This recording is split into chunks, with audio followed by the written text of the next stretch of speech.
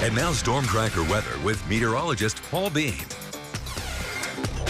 Let's take a look at another look at that storm tracker because it's been a hot day today. We hit 102 up by the airport, a little bit cooler in town for Pocatello, but still a very hot day. And as we moved forward, it was not even that clear. We had that smoke from a lot of those fires moving through. You can still actually see it on the radar. You'll see that plume that just rockets up very fast and moves just in between Pocatello and Idaho Falls on I-15. If you were traveling on I-15, I mentioned this earlier though, you could barely see any of the mountains because of how smoky it was out there. And that's going to continue because we are seeing more of those fires still and still seeing clear skies as well moving forward through tonight into tomorrow when we see a little bit of those clouds start to make way and start to cool us down a little bit. Not by much, but definitely not hitting those triple digits for the rest of the week. So it is going to be a definite improvement on those temperatures moving forward.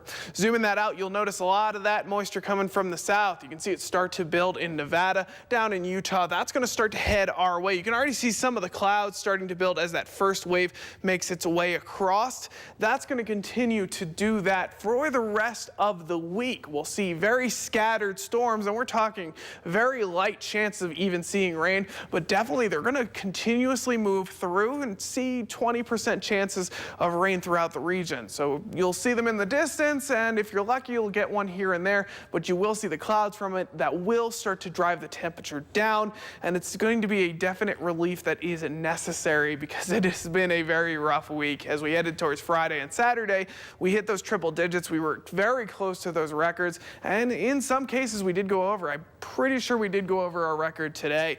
Future trackers showing a lot of those clouds make their way through in the American Falls area in the early morning, but you'll see those push up through Blackfoot, Idaho Falls, Rexburg, barely missing the Central Mountains, although you'll see a brief wave of them around 7 p.m. in the Central Mountains, but for the most part sticking down Pocatello, down the I-15 corridor, and of course over in the Tetons as well. Some of the strongest clouds being in the Snake River Plain though. But that's all we're going to see. We're not really seeing any of that rain just yet, but we're seeing a little bit of relief. Some of the lows at night are a little bit warmer, but some of those highs during the day are a lot cooler. So it is definitely a definite improvement moving forward. Mostly cloudy in the Snake River Plain, 61 in Pocatello, 59 in Idaho Falls. Over in the Central Mountains, scattered clouds, 58 in Challis, 59 in Salmon. Then finally the Highlands in western Wyoming, clouds building, 55 in Island Park, 47 in Jackson. So not seeing any moisture across the board, but it'll start to see those temperatures cool down. Mid-80s in the Highlands in western Wyoming, so not too bad. Mostly cloudy with 86 in Island Park.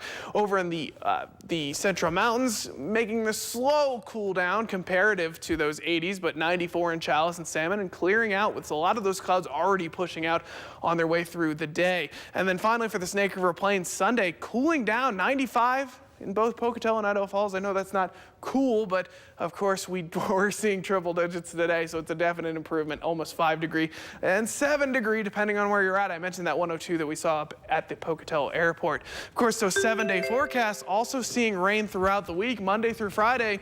A chance of rain, of course, the worst chances Wednesday and Thursday. That's when you see those 40–50% chances. But Monday, Tuesday, and Friday, you'll see the storms in the distance. You might see a pop-up storm here and there, but they are very scattered moving through. Of course, the temperatures not going to hit that high as we saw earlier, 94.